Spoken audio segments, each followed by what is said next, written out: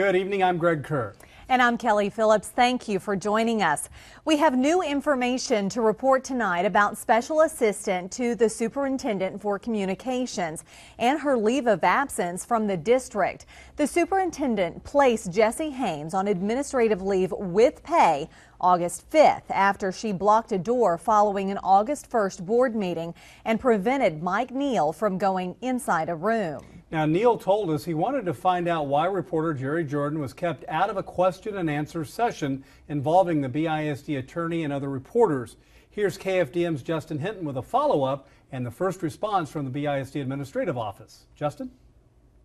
The Jefferson County District Attorney's Office charged Jessie Haynes with Class B misdemeanor obstruction for blocking the door. She could face up to half a year in jail if convicted. Mike Neal has not been charged with any crime. At most, he would face a Class C assault charge if convicted. Now, the maximum punishment is a $500 fine and no jail time. Still, even though Neal is not charged, BISD converted Haynes' leave to an assault leave. That prompted us to begin asking questions and look for answers to that assault leave.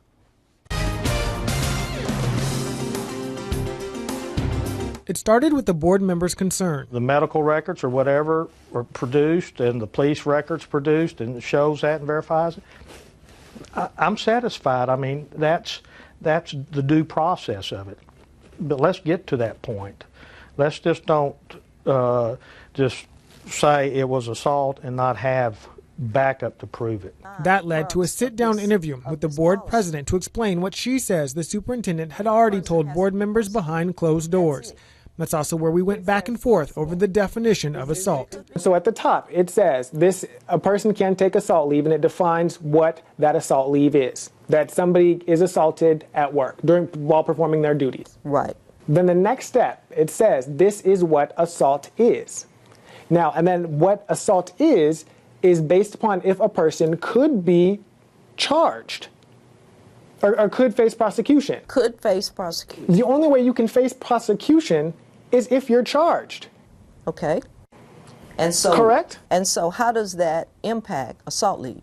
So my point is then if somebody could be, there has to be charges filed. And we haven't been able to find any charges saying that Ms. Haynes was in fact assaulted. Okay. Therefore, if there are no charges, how could assault leave be granted? Gwen Ambry says we were only looking at part of the definition, leading to more questions surrounding the district's assault leave policy, this time to Human Resources. The district provided this definition of assault from the Texas Penal Code. 1. Intentionally, knowingly, or recklessly causes bodily injury to another, including the person's spouse. 2. Intentionally or knowingly threatens another with imminent bodily injury, including the person's spouse. Or 3. Intentionally or knowingly causes physical contact with another when the person knows or should reasonably believe that the other will regard the contact as offensive or provocative. Other questions came up that were addressed through email, and we received answers. A collection of responses from the Communications Department and Human Resources to our questions. Questions like what documentation needs to be filed to maintain that someone is eligible for assault leave? And does the person assaulted have to be the one that requests it? They responded with this. Medical documentation indicating that time is necessary to recuperate from sustained injuries and/or that the individual is under a doctor's care is required. The individual claiming assault does have to request the leave. We also asked what documentation needs to be filed to maintain that someone can remain on assault leave and how often. They said this. Medical documentation is requested periodically at the discretion of the Human Resources Department to verify that the leave is still allowable. Also, are there any work activities permitted while on any and all types of paid leave? To them, employees are not expected or required to perform any work while on leave. However, there is no prohibition from communicating with their department, particularly as it relates to continued productivity. But there are also a few the district didn't answer, the ones pertaining to Communications Director and the Special Assistant to the Superintendent for Communications, Jessie Haynes. In particular, we asked, is blocking a door or preventing someone from going into a meeting considered regular duties, one of the stipulations for granting assault leave?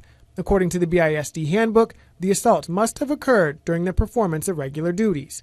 The district says, quote, "We have attempted to provide you with answers to the questions that you submitted to us. Please keep in mind that the district does not publicly discuss personnel matters. Therefore, we have omitted answers specific to an individual employee, including questions 2 and parts of questions 3 and 4.